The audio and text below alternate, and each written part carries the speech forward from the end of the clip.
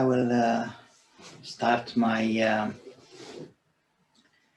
opening ceremony. It's my pleasure to welcome you to the Second World Congress L.U.M.E.N. L.U.M.E.N has 20th anniversary since our foundation. For those who do not know, L.U.M.E.N is an international publishing house and conference organizers and research center in social and humanistic science. We have 20 years of activity in the field of social and humanistic sciences, especially in law, sociology, social work, philosophy, history, and many other ethics and many other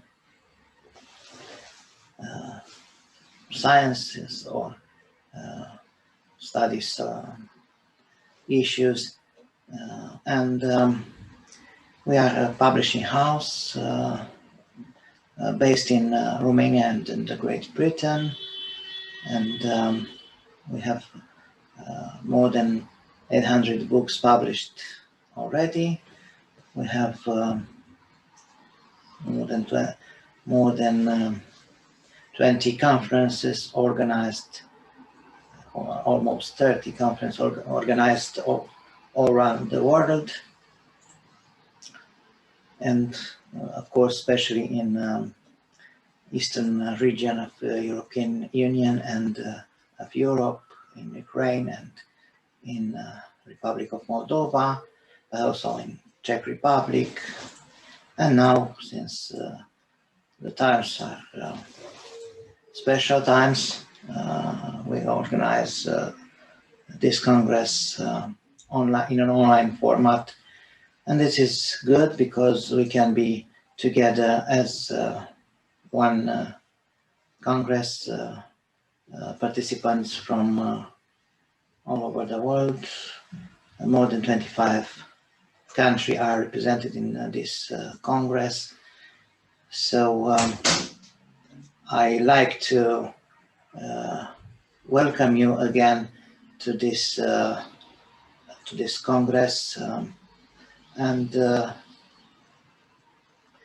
If our colleague Alexandra HUIDU is already here and she is ready, I kindly invite her to say a few words about what L.U.M.E.N is and what L.U.M.E.N does in this long and short period of time since L.U.M.E.N exists, and do conferences, trainings, research, publications, journals, and so on. Please, Andra. Good morning, ladies and gentlemen, and welcome to the second edition of World L.U.M.E.N Congress. We are very happy to have you here because this is not an ordinary edition. The Congress is very special to L.U.M.E.N because it takes place only 5 years.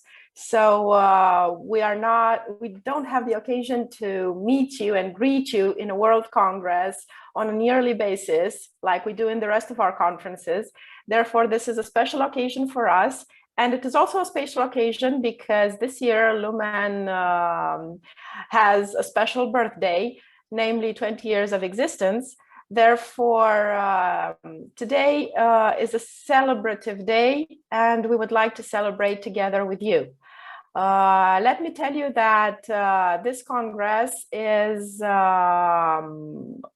for us, it is wonderful because we have so many participants, over 400 participants from 28 countries. Let me tell you what countries we have represented in our Congress: Albania, Bulgaria, Chile, China, Colombia, Cyprus, Czech Republic, France, United States of America, Greece, India, Israel, Russia, Malaysia, Mexico, Republic of Moldova, Morocco, Papua New Guinea, Poland, Portugal, Republic of North Macedonia, Romania, Russia, Serbia, Slovakia, Spain, and Turkey. We have friends all over the world. You can see that we have 4 continents represented in this Congress. Therefore, it is a World Congress, and we are a worldwide publishing house, and not only a publishing house. This year and the past year, we managed to go worldwide with our books distribution. Before then, you knew us through our scientific journals, also worldwide. And also you knew us through our conference center. Everything is 20 years old at this point. The conference center, the training center, Lumen Proceedings Division, Lumen Journals Division, the publishing house. So we are in a very celebrative mood. We hope to transmit to you this mood in all our 28 countries that are represented in this Congress. We are happy to welcome you and tell you that this is a live transmission. All our plenary sessions, our workshops, our lectures, our master classes, our regular sessions will be broadcasted live on Facebook, and the recording will be made available on the YouTube channel of Editura Lumen. For those of you who are present here, please note that if you wish to anonymize your personal data, you can go to the avatar mode and use a general picture on your front screen and use an avatar name. By remaining here with us, we presume that we have your agreement for this transmission to be broadcasted live on Facebook and for the recording of this session to be posted on YouTube.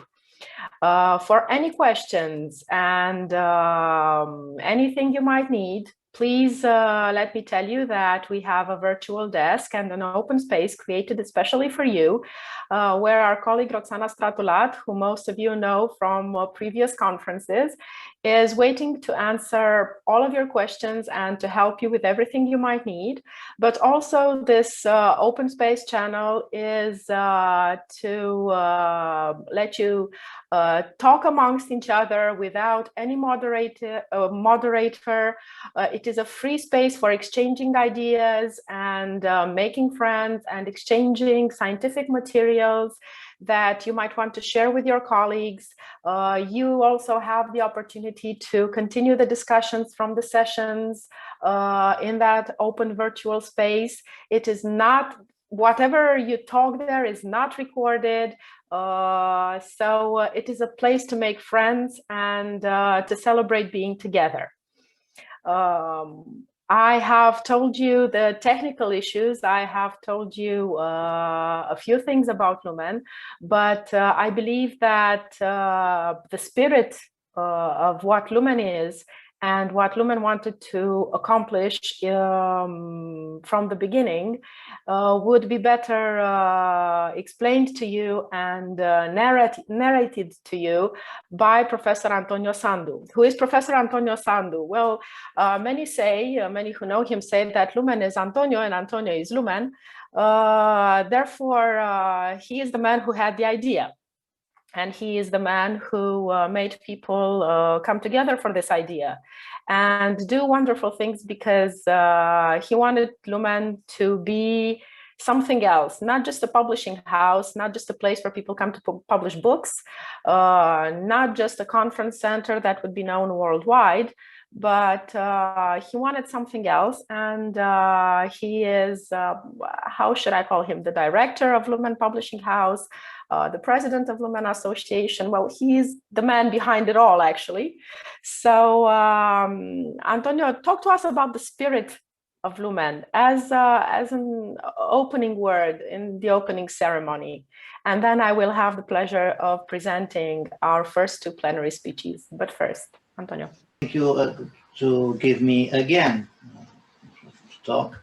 So I've already present what this Congress is. I will not repeat myself.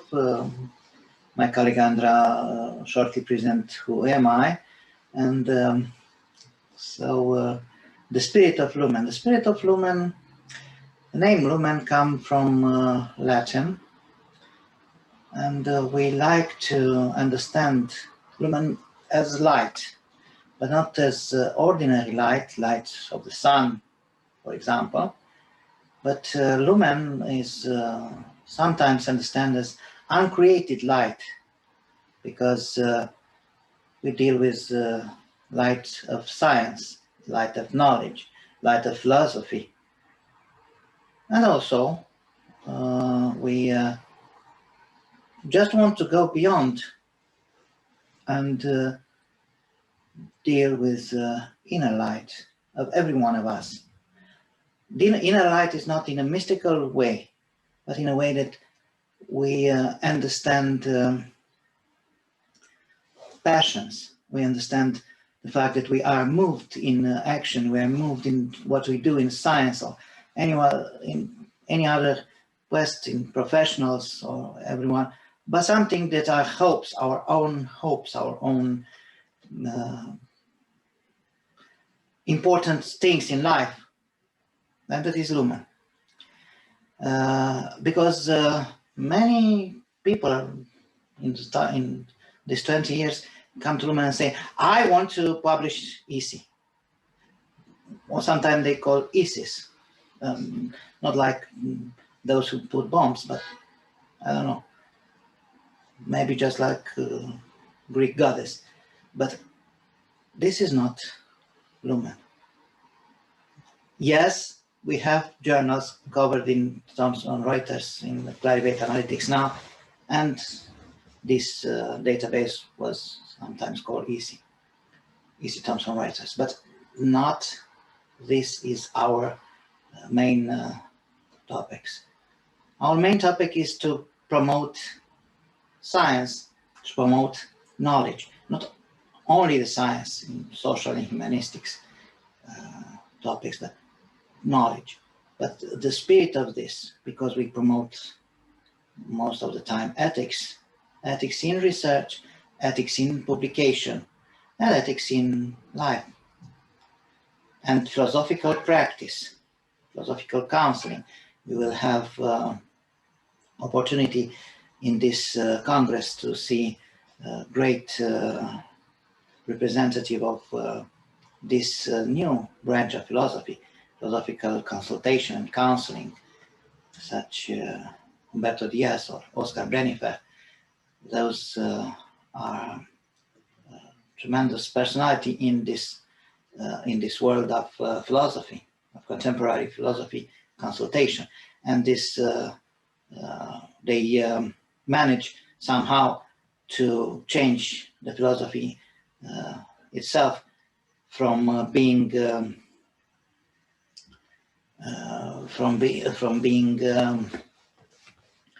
in an ivory tower and look upon mortals. Sometimes we consider philosophers as sometimes gods or something, but they are not. And philosophy comes again in agora. And also we have, I see here, but it's not only, but I see in Eric Gilder from Papua New Guinea. It's an old friend of us, and he will spoke about something that is also in this inner choice. We will see as his presentation, but it's also about how we manage the new world after this pandemic. I will not speak the names, it will be speaking in the conference, in the Congress, but it's something we shall learn to consider it, this pandemic, something about not to talk. Not because, for example, YouTube didn't allow us to promote an event to speak about this.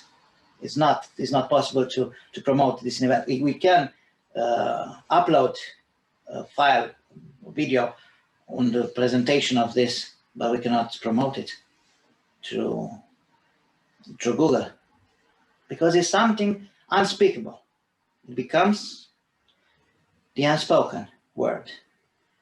Somehow we are back in the mythological world with unspoken frightening. But another way, L.U.M.E.N means logos, universality, mentality, education, and novelty. Logos, you see, it's the word, because we are a publishing house, because we are a scientific organization, because we do many things with words. Congress, conferences, workshop, trainings, and so on. Universality, because because we want to be all together from around the world, and this Congress managed to come you closer. It doesn't matter the distance between each other, just because now we live in a more digitalized world, and I sometimes spoke about virtualization of the social spaces. And the virtualization of social spaces is not only that we do congresses and online, it's more than that. It's an anthropological singularity. Human step, make one step in the humanity's evolution, because we are not limited by proximity, by the neighbor. We can address to Mr. Gilder in Papua New Guinea as a neighbor.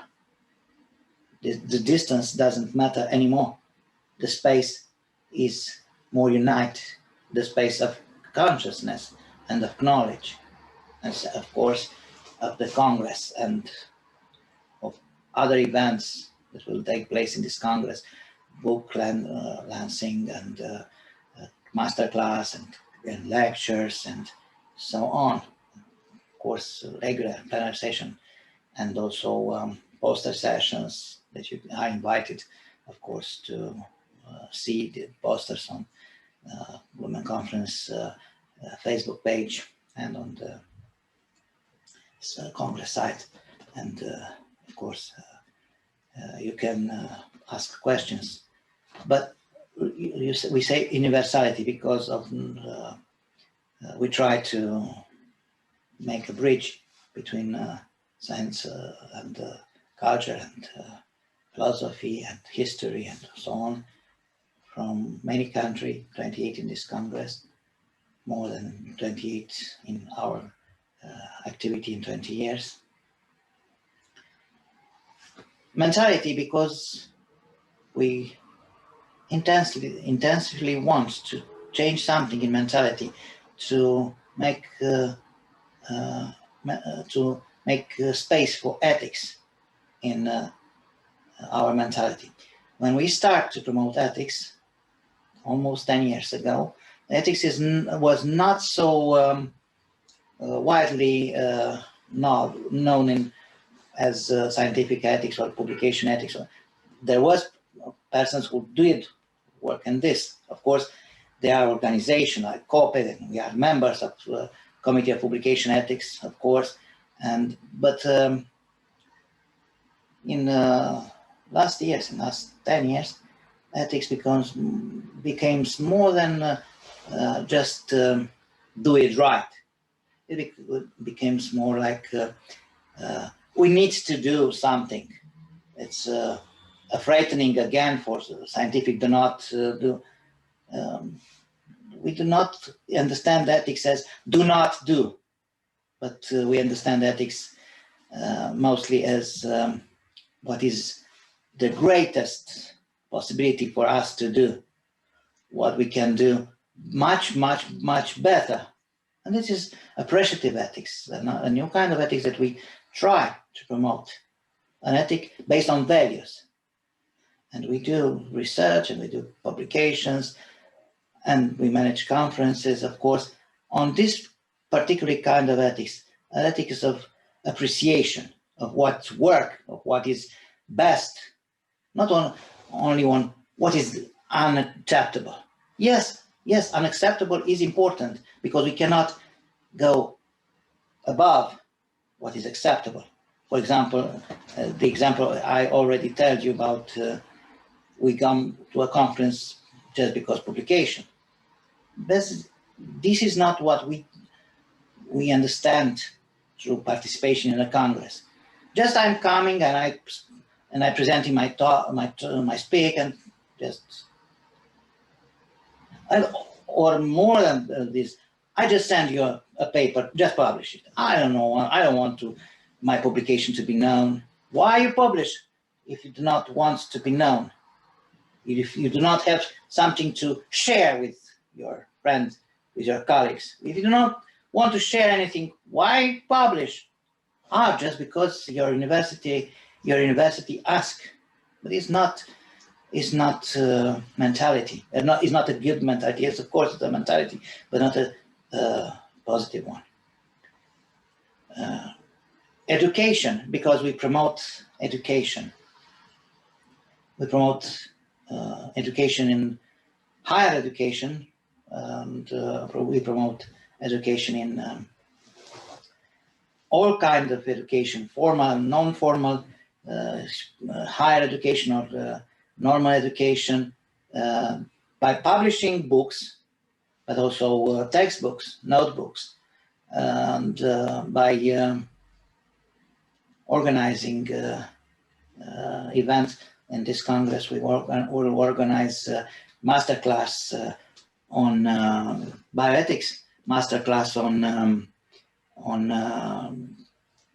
philosophical counseling, and masterclass on transhumanism, because those are topics that we want to learn about, and there are topics very new and very important for our society, for humanity in this moment, because transhumanists, for example, deal with physically changing and updating the personality, the human race. So it's important to treat this provocation in an ethical way. Novelty, because of course we are publishing house, we are scientific publishing house, and we are interested in what is new. And what is new in all domain, in all social and humanistic domain, and sometimes, of course, in medicine, sometimes, of course, in engineering, but we're not specialized in engineering or in medicine. We do have, and here we still our friends from medicine domain, and salute all of them. But in most in medical humanities, ethics, and the domain that are close with the social humanistic sciences. Of course, we salute all the participants from medicine area, and we are very deeply impressed of their activity. But as we do understand, for medicine is important this transformation in humanizing the healthcare in this period. And of course, we have understanding about law and what is legal and what is right and what is wrong. Law is an important part of our activities, and by publishing law books, by organizing law conferences, and we partner with other entities that are in this area. So this is the spirit of Lumen. I once again want to invite you to be here with us, all the Congress, as much as you can, of course, and to be here in the main channel, also in the other channel that is dedicated to some of virtual regular sessions. This Congress managed to have 3 channels, because it's not enough one channel as another conferences, but we need to have 2 channels for the presentation and 1 for discussions and desk. So be with us here or in another channels, or for virtual presentation, or if you want, we create an environment of free speech and of encountering together, or those who have similar interest in that special challenge. Thank you to be here. Welcome to World Lumen Congress 2021. Thank you, Antonio, for this beautiful introduction and telling everybody what Lumen is about.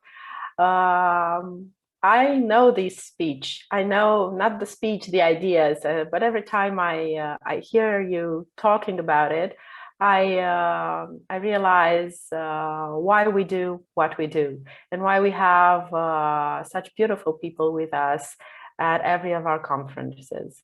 And it gives me a great pleasure to introduce to you the first two plenary speakers of the day, who we respect deeply as professionals, but who we also have in our souls, and we consider them to be good and dear friends.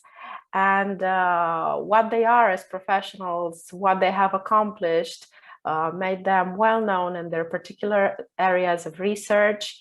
I will tell you that the first plenary speaker for today is Professor Eric Gilder, Professor PhD from the Department of Communication and Development Studies from Papua New Guinea, University of Technology, who will speak to us about a subject that will definitely make us think. Is the past a prologue? Constructing future possibilities amidst present predictions in a continuing time of crisis. And our second plenary speaker for today is Professor PhD Beatrice Ioan, MD, JD, BA, MA in Bioethics from Grigore, Popa University of Medicine and Pharmacy from Iași, Romania. And she will talk to us about something old and something new about domestic violence in pandemic times. I will be the one who will have the ingrate task of telling you when your time frame is about to expire. And this is why we've created that open space, in order to let everybody interact with our speakers on a free basis. At this point, I will not take any more of your time. Professor Gilder, we are happy to hear your speech. Hello, welcome to our Lumen Congress. Well, thank you very much, Alexandra, and thank you, Antonio. Welcome to everyone. I hope you can hear me well. Yes, and of course, Antonio's little free speech sort of took half of my presentation, but that's fine. So here, I will share my screen and we can start discussion.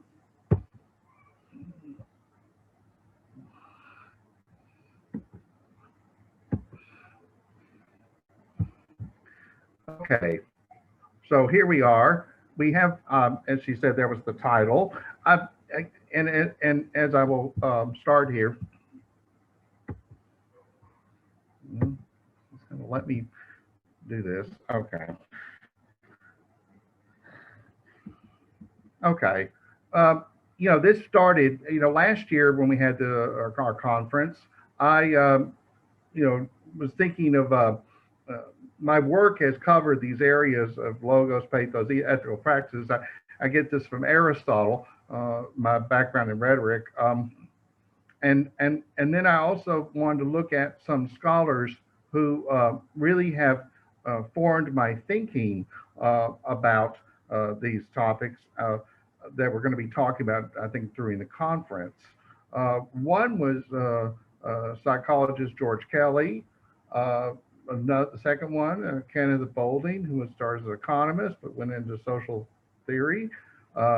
Literary scholar Kenneth Burke, and media scholar Marcia McLuhan.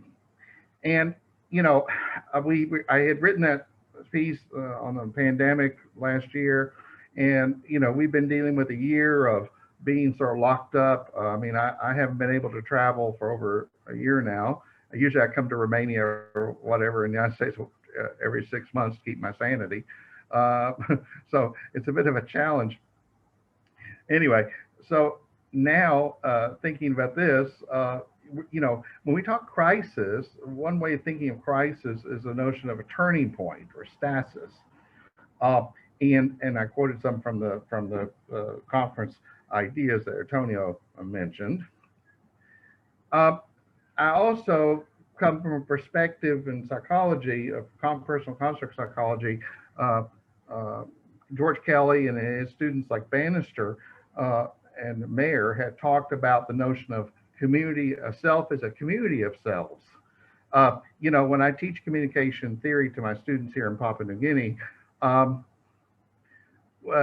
start with an idea of intrapersonal communication. And there's sort of an old joke from a Southern humorist in America, Dave Gardner, and he had an old stick line. He would say, somebody would say to him, "Brother Dave, you ever talk to yourself?" And his answer was, "Why, of course I do. I'd like to talk to someone with some sense for a change." The notion there would be the notion that we are our own first audience. We, you know, when we write something, we first create, and then we have to step back and step away from it and be our own first audience.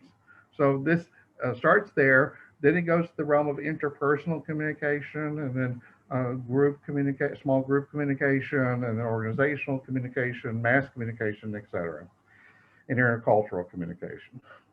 So this idea about as I pointed out, and especially in the humanities, is when we're talking, when we're speaking as a self, which self is it? Which voice is it? You know, I have Bakhtun's theory, a theory of heteroglossia, things like that. And so I'm thinking in my PhD dissertation work at Ohio State, I had talked about using Kelly and construct psychology, personal functional level of responding to the world versus a social role version. Kelly, you know, and then I bring you some nice quotes here. George Kelly, psychologist, again, and his psychology, and he was writing in the 1950s in the United States, and this was a time of when, on one side, there was the behavioralism of a B.F. Skinner, who believed that, well, we were all just like rats in a maze, and he could train a pig to shop and such like that. And then on the other side was Freud, legacy of Freud, and we're all driven by dark passions that are under unconscious. George Kelly was trying to carve what became the third wave of psychology, like Abraham Maslow, Carl Rogers, etc. So his point of view was the living creature, the universe is real, but it's not inexorable unless we choose to see it that way. So that's one idea. Now, Boulding was thinking of ecology, and he was one of the first writers who was thinking of ecology in a broad way. In the epistemological sense, he said he has one little essay that's great called "The Dodo Didn't Make It," and it's in the Bulletin of Atomic Sciences from 1971. And he talks about this idea of knowledge pollution, and we certainly have that a lot now today. Go into the spread of nonsense. Kenneth Burke talking about human enlightenment, and I like to think that Kenneth Burke is right here. If we don't want to picture people not as vicious but as mistaken. And when we add that all people are all necessarily mistaken, and all people are exposed to situations which they act as fools, that every insight contains its own special kind of blindness, you complete the comic circle, returning again to the lesson of humility that underlies great tragedy. The notion here is that if we don't allow for this Kenneth Burke's view, we live in a pretty nasty world, and we would think the worst of each other. So Kenneth Burke asks us to be kind to each other in that way, have epistemological humility. Marshall McLuhan, of course, looking at the media, looking at such, the idea of looking at the psychic and social consequences of media, and the idea of probes and insight, pattern recognition. He was one of the, McLuhan, he died in the mid 80s, 86, I think. But he had already envisioned the internet and hyperlinks. He has one printed book which basically tries to show that. And he was always just trying to say outrageous things to get us to think differently. Looking at the channels, we tend to think that media channels are neutral. They're not. They perform what the message that's being carried and so forth. Okay, and I talked about the idea of this modality of personal functional and drawing from Aristotle, and then synthetic social roles models I've created. So, okay, and then what I do here, and again, this might parallel what Antonio was mentioning, but I basically go through the logos, the Lumen states, and look at from different perspectives, from Kelly, from Boulding, from Burke, and from McLuhan. So I don't know what you see there. The logos about the idea. And of course, what in his personal construct theory, he was trying to get beyond Freud and the irrationality there. He's trying to get beyond the behavioralism of B.F. Skinner. And he was trying to collapse these artificial distinctions into something new.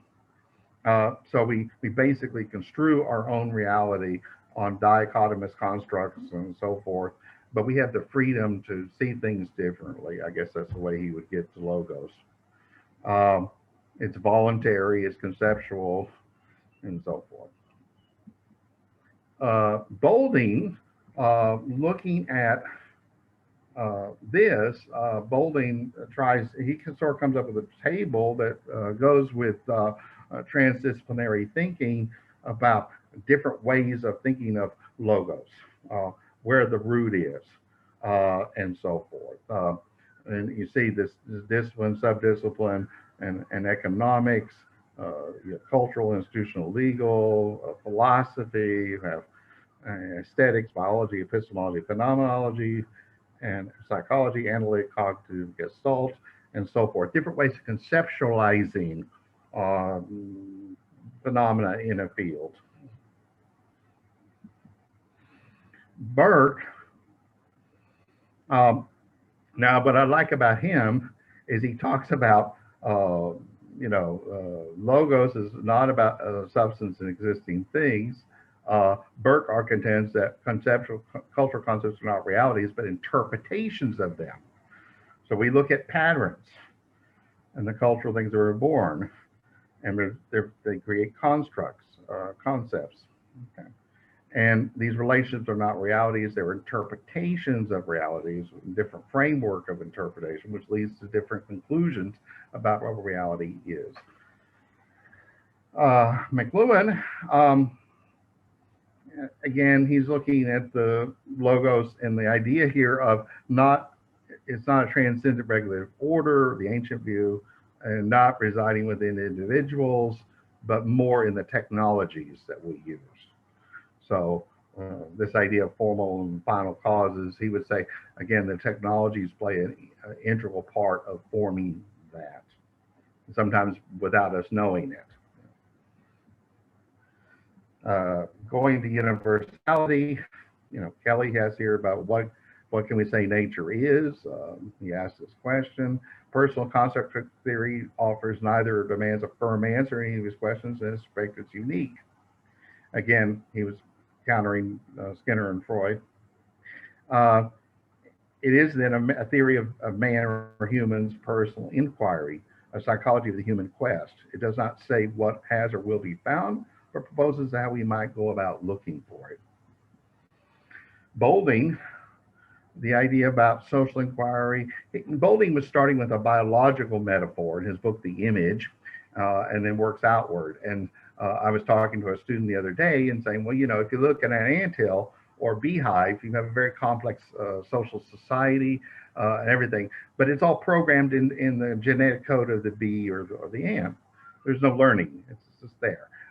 Obviously, as you go up the evolutionary scale, then there's more openness for learning, and our dog and cats can learn all sorts of things. And then by the time we get to humans, I guess most of our changes that we make in society, we haven't biologically changed much over the last, let's say, 2,000 years, but certainly through learning, our culture has changed drastically. So that was the idea there. Burke, the thing about Burke, universality, Burke is you're sort of I'd like to think he's my favorite person because he likes to do everything. Universality. I mean, he started as a literary critic, then he got into social theory, then he got into religion, rhetoric, and so forth. He basically reformed the field of rhetorical studies and presaged what we now call critical cultural studies. And the funny thing is, he had no college degree at all. He dropped out of school and just wrote. So that's a fascinating thing. McLuhan, about going to the technology of culture. And the idea, one of his favorite passages was about the electric light being pure information. It's a medium without a message. But the light, and it goes back to the Lumen idea. That would be, I think, a wonderful idea. What is the content of the light? Of course, we can talk about waves or particles, but the implication here is that pure information, medium without a message, it carries a lot. Professor Gilder, I have to say it, 3 minutes left. Okay, thank you.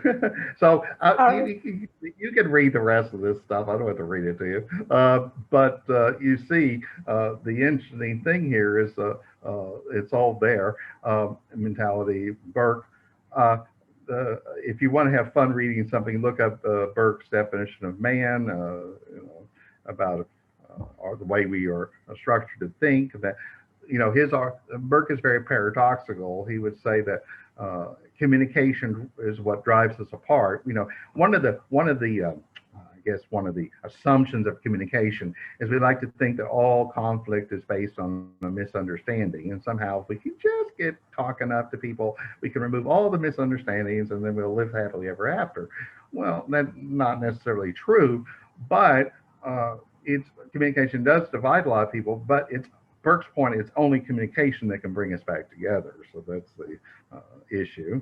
And of course, McLuhan, going into that, you can read that on the ecological education. What he did here, Kelly had a good point on the education. He had he had a student who was very shy and didn't speak much, and he didn't know what to do to help him. But then he put him in a play, and I think he was playing King Richard and something, Shakespeare. And the student got very much into the role and was a different personality, going back to that multiple selves, became a different personality when he was acting on stage because it was not threatening. But then after time, after he learned the act, then it changed his own personal way of communication. So interesting. Bolding, of course, very much, as I mentioned earlier, in education. He was very much into he was involved in nuclear arms negotiations and trying to get rid of nuclear issues. And then ecology became up. So his idea about how we educate for that. And then, of course, Burke, literature is equipment for living and dealing with situations. I think that's a wonderful idea there, too. And McLuhan, of course, McLuhan again picking on the notion that quoted this from 1967 and you could read that today and think that's a lot of classrooms even today.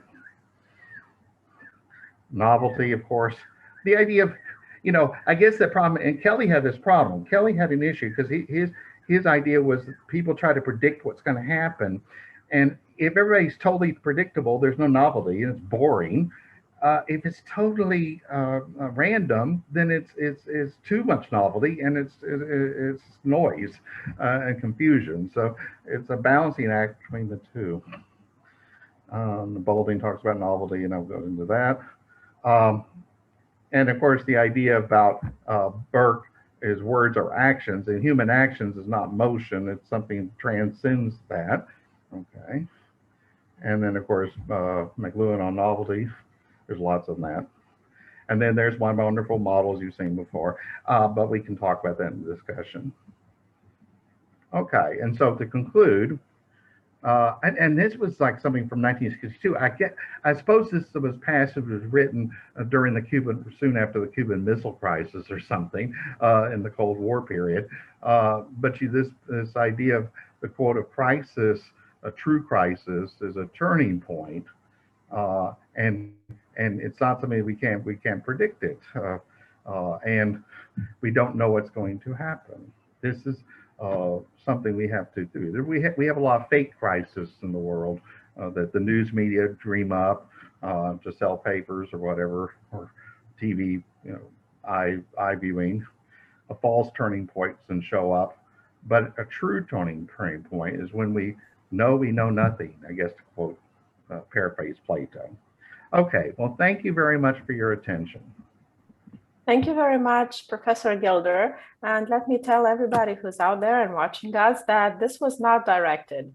And for us to have a plenary speaker come and speak to us about what Lumen is and what Lumen could mean was a great surprise. We all followed your presentation with this feeling that you were talking about us, and it is wonderful to see how others see your mission. And the way you wasn't presumptuous. No, the way you understand us is so special, and it proves to us once again that we are not kindred spirits for nothing, and we are not here together by chance. Yeah, well, and it goes back to the good old Johari window. Yes. Yeah. Thank you very much, Professor Gilder. I can't wait to speak to you further in the open space channel. Next, I will ask Professor PhD Beatrice Gabriela Ioan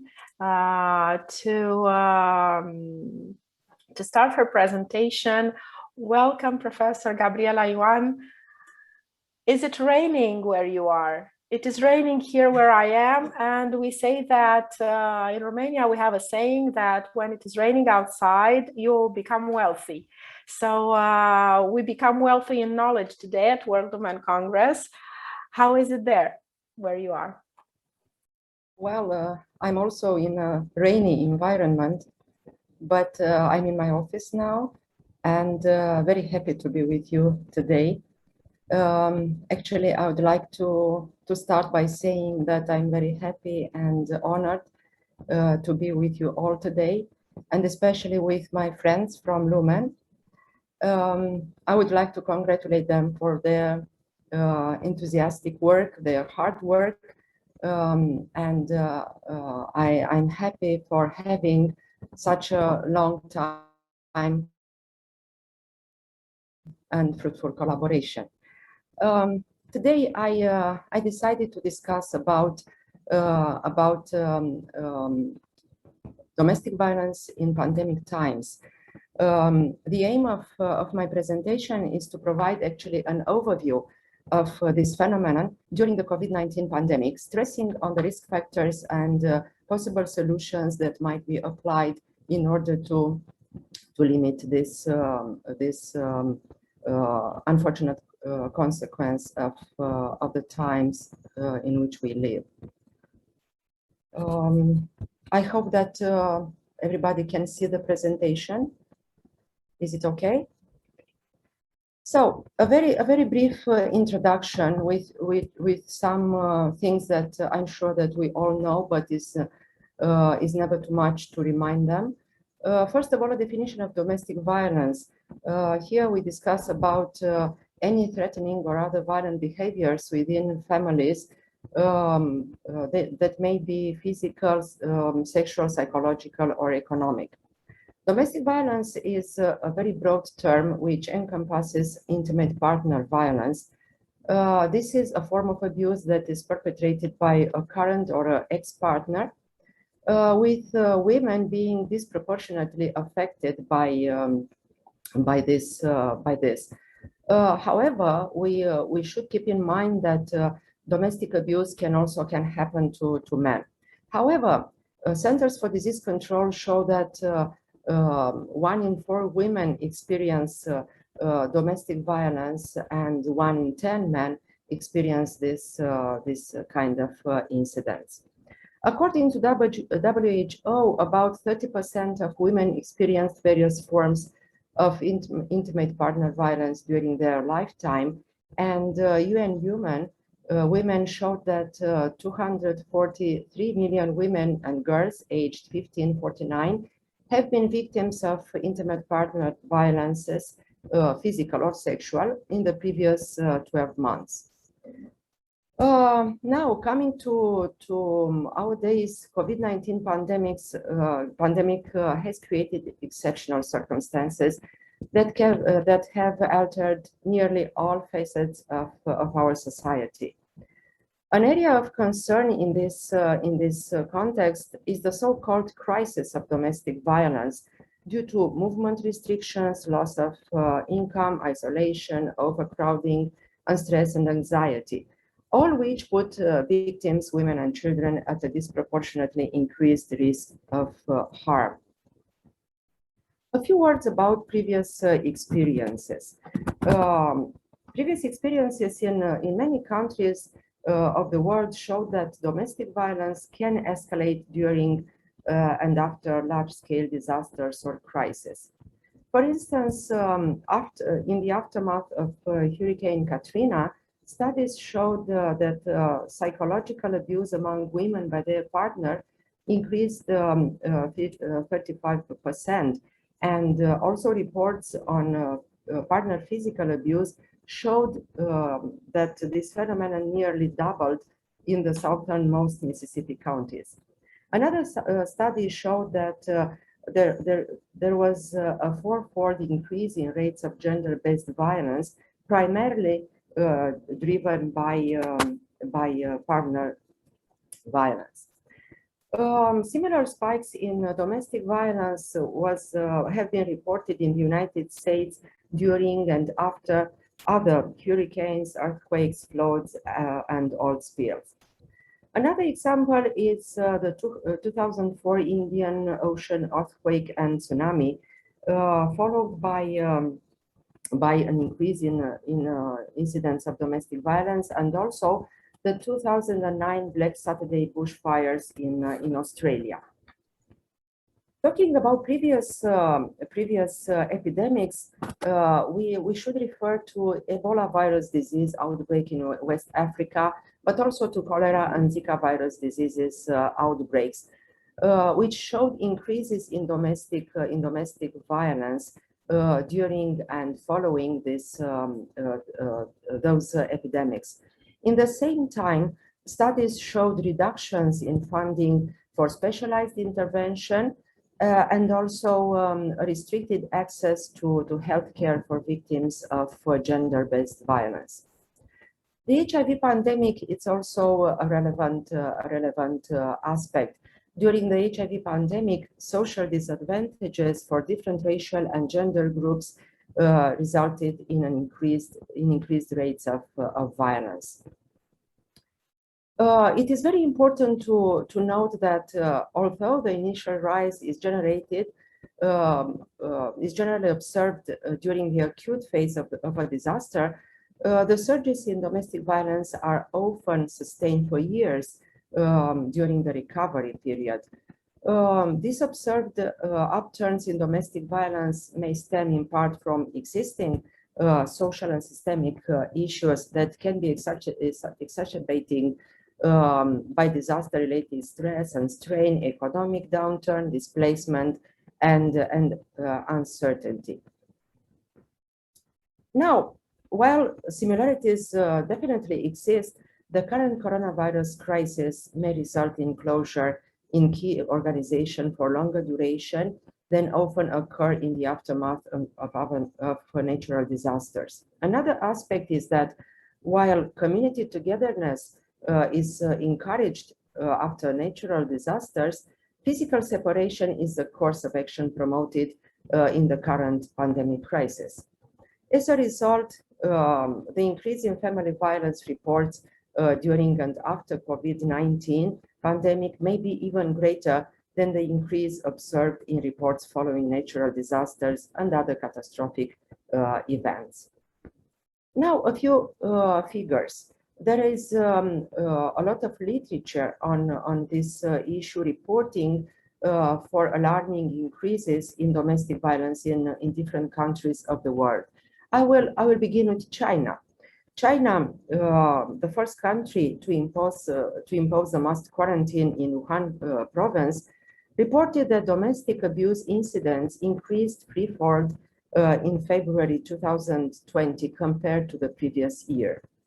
In Brazil, The Guardian reported that domestic violence cases had increased 40 to 50%. In Argentina, a web-based survey conducted in May 2020 discovered suggestive evidence of an increase in domestic violence. And similarly, in Peru, data from hotline calls showed an increase by 48% between April and July 2020. In the United States, individual states reported increases in domestic abuse incidents ranging from 21 to 35%. Data from 36 police departments showed that domestic violence increased by 5% on average from March to May 2020. And also an alarming aspect is showed by the reports showing an increase in gun and ammunition sales. In Europe, many countries reported increased rates of domestic violence incidents following the implementation of strict quarantine measures. For instance, Reuters agency showed that in France, there was a 32 to 36 increases in domestic abuse complaints following the implementation of self-isolation and quarantine measures in March 2020. In Spain, the calls to helpline increased by 20% in the first days of confinement period, and a similar trend was observed in Cyprus and in the UK. Another alarming aspect is the apparent increase in domestic homicides. A few words about Romania. Romania follows the same trend as showed by the calls to national call line for victims, and also showed by data reported by the emergency units and police departments. Now, a few words about the risk factors. Generally speaking, COVID-19 pandemic can be considered an indirect causer of violence due to many particular circumstances created by this situation. On the first place, I would put movement restrictions. Movement restrictions, of course, are very important for restricting the spread of the disease, but still, the movement restrictions have an important impact on society in terms of social, financial, and psychological repercussion. Due to movement restrictions, vulnerable people share space with their aggressors. In these circumstances, the abuser has more freedom to act, and at the same time, victims' movement is restricted. Therefore, victim continues to be exposed, has a limited capacity to cope or to seek help. The victim has also a reduced safe time available for escaping the abusive environment, and also the victim loses social connections. In this way, a persistent unsafe environment is created. Moreover, police officers may answer fewer domestic-related calls for service in person for keeping the social distancing imposed by authorities, and also isolation helps to keep the abuse hidden. Therefore, we can say that lockdown measures may grant people who abuse greater freedom to act without scrutiny or consequences. And we also can say that domestic abuse is acting like a kind of opportunistic infection flourishing in the conditions created by the pandemic. I have to say it, 3 minutes, I'm sorry. Oh. Other risk factors are the lack of support available to victims and also restricting opportunities for reporting incidents. The economic stress is, of course, another risk factor. This economic stress is very clearly sustained by report by the International Monetary Fund, and this combined with previous studies showing that domestic violence rates are highest in the poorest neighborhoods, we can say that COVID-19 is expected to drive domestic violence across societies due to loss of income and high rates of unemployment. Finally, another risk factor is the increased alcohol and drug consumption, mainly because of stress and boredom associated with confinement. Alcohol and drugs are usually used to relieve negative feelings like lack of control, financial worries, or fear of death. We also should mention that isolation measures favor consumption at home, and this pose a risk for the entire household. As solutions, what we can say at this moment, we can identify three avenues. First of all, improving reporting of domestic violence, starting from the fact that victims have a limited or lack of possibilities to report. In this situation, neighbors, community members, and other bystanders become critical in reporting this type of incidents. In the same time, we need flexible reporting systems with reducing waiting times and reducing the in-person reporting alternatives. And we also need emergency warning system as the one implemented in France currently. In France, for instance, there is a particular way of reporting this type of incidents by a particular code of transmitting the danger by victims to groceries and other stores. What we also should do is to include domestic violence on the pandemic response agenda so that we can have key resources for due time intervention. And also what is very important is to provide special support to the most vulnerable people of our society. In conclusion, we can say that COVID-19 pandemic created unprecedented circumstances which determined a significant increase of the incidence of domestic violence around the world. Therefore, domestic violence can be considered a public health consequence of the COVID-19 pandemic, which needs coordinated intervention during and long after the crisis. Coordinated intervention means combining interventions from healthcare providers, having intervention plans for governments and policymakers, and also including members of the entire society in this response to the genuine domestic violence crisis that we face nowadays. Thank you very much for your attention. Thank you very much, Professor Beatrice Gabriela Ioan, for this lecture. I'm sure that it made everybody think.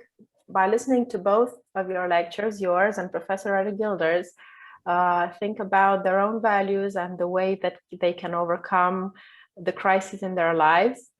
I think this was a wonderful introductory plenary session, and I can't wait to see everybody again for the second plenary session of World Women Congress, which will begin at 11 o'clock Eastern European Time, UTC +3 Bucharest time, where we will have two wonderful speakers from Turkey and from the Czech Republic, and we will go on with our odyssey of World Women Congress. Thank you very much for being here. I extend deep gratitude and deep respect to both of our plenary speakers from the entire L.U.M.E.N team, and we are waiting for you at 11 o'clock. Thank you. Thank you. Thank you.